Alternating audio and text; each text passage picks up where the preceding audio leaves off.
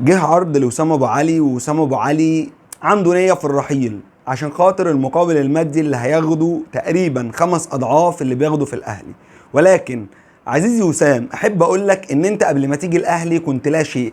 لا كان حد يعرفك ولا كان حد يسمع عنك ولا كنت تحلم في يوم من الايام انك تلعب في الليفل ده من الماتشات، سواء في كاس عالم للانديه وتلاعب ميسي وتلاعب احسن لعيبه في العالم.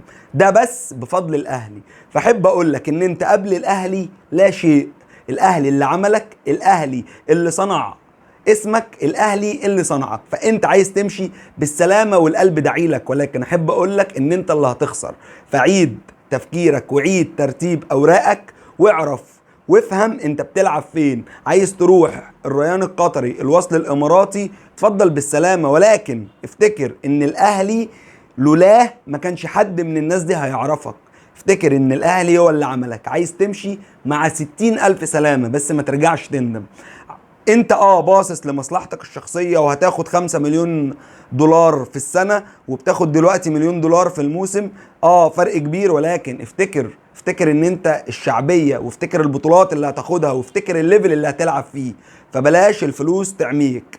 دي حاجة. تاني حاجة احب اقول لك اني لولا الاهلي ما كانش حد يسمع عنك، ما كانش حد هيعرفك. انا لو من الاداره وما جاليش الرقم اللي انا عايزه مش هتمشي. يعني انا هاخد قرار لو انا في الاداره، انا طالب 10 مليون دولار، يبقى هاخد ال 10 مليون دولار. طب ما جاليش ال 10 مليون دولار، مش همشيك وهخليك معايا في عقد بيني وبينك. طب حضرتك مش هتديني المردود اللي انا محتاجه منك، يبقى تقعد على الدكه تتجمد.